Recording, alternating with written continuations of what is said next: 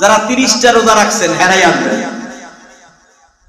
30টা যারা রাখেন নাই অবজন্য ঈদের নামাজ না।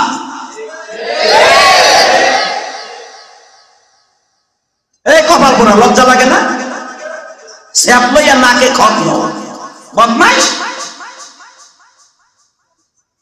যাবো রোজা রাখার এবিলিটি ছিল, এরা মসজিদের বাইরে দাঁড়াবে। এবিলিটি ছিল, রোজা রাখেন নাই, মসজিদের বাইরে। আপু দিনে যে সামনে কাতারে একবারে জায়নামাজ বসে নবাব জাদা বসে থাকবেন না, আল্লাহ আপনারা পছন্দ করে না। আপনি আইছেন কেন? ঈদের জামাতে দাওয়াত দিয়ে আনছে আল্লাহ পুরস্কার দেওয়ার জন্য, যারা রোজা রেখেছেন তাদের জন্য। তুমি নাগনা পড়ে থাকলে তোমার দিবনি, কথা কম না কেন? ঈদের নামাজ শুধু যারা রোজা রেখেছে তাদের জন্য খুশির নামাজ, এই জন্য এই নামাজটা ওয়াজিব হয়েছে। ওটা গয়রে হারে জুমার নামাজ সবার জন্য ওয়াজিব, কয়েকজন শর্ত ছাড়া। কিন্তু ঈদের নামাজ সবার জন্য না, যারা রোজা রেখেছে তাদের জন্য।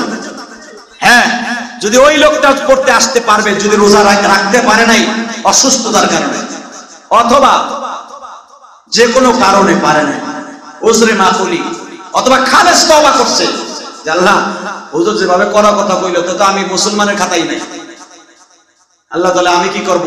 এর জন্য অপশন হলো বিশ্বনবী এটাও রেখেছেন, যদি এরকম অনুশোচনা হয় যে আল্লাহ আগামী বছর বাইতে থাকলে আমি আর রোজা কামাই দিব না, আমার লজ্জা সহ্য হয় না, আমার তুমি এত লজ্জা দিচ্ছ যে রোজা রাখে নাই এই ঈদের কাজ যেন না আসে। বিশ্বনবী বলছে আল্লাহ আমি আর রোজা কামাই দিব না, আমি এই জন্য যাইতেছি, তুমি আমার মাফ করে দিবা রোজাদারের সাথে।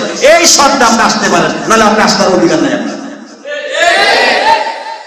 আর যারা রোজা রাখেন নাই 30টা, এরা পিছনে বসবেন। আর যারা রোজা 30টা রেখেছেন এরা সামনের কাতারে বসবেন। ইনশাআল্লাহ বলেন, ইনশাআল্লাহ বলেন। আপনি বেচার হইলে ইলিয়াস রহমান জিহাদের কিছু আসে যায় না, এটা আমি বলি নাই, আমার বিশ্বনবী বলেছেন। মুনাফিক যারা রোজা রাখে নাই, বিশ্বনবী ভাবে বলতেন জুমাতুল বিদায়, তোমরা সামনে আসবে না। আপনি একটা জিনিস বুঝেন, বিয়ার বরযাত্রী আগে খাইতে দেয় নাকি এলাকার মানুষ খাইতে দেয়? হ্যাঁ, যদি এলাকার লোক বসে দাঁড়ায় বেরো তুই বসছিস কা, তুই তো আমাকে নিজে বলু কয় কিনা? রোজাদাররা আমার আল্লাহ মেহমান ওদিন কে, তুমি সামনে বইবা, তোমার প্লেট দিব, ঘুষায় নাকশা বানালে। অতএব রোজাদাররা যদি এখন বেরোজাদারকে সুযোগ করে দেন তাহলে ওরা আগে আইবই। আপনারা মেহেরবানি করে সবার আগে আসবেন যারা 30টা রোজা রেখেছেন। ইনশাআল্লাহ বলেন, ইনশাআল্লাহ বলেন। আল্লাহ আপনাদের কবুল করেন, আল্লাহ আপনাদের পুরস্কার যেন ঈদের মাঠে আসা যায়। সবাই 6:30 অথবা কেউ ফজর নামাজ পড়ে যাবেন না, ইনশাআল্লাহ বলেন। কারণ ছেড়েতে ওদেরকে খাওয়ার না, দেখবেন ওদেরকে ঘুম ভেঙে দেবে আগে আগে আগে গোসল টোসল করে বাস ফজর নামাজ পড়ে বই বই একবার মসজিদে। 7টা বাজতে কত সময় লাগে? বেশি সময় লাগে না, ফজর নামাজের পর পরই 7টা বাজে।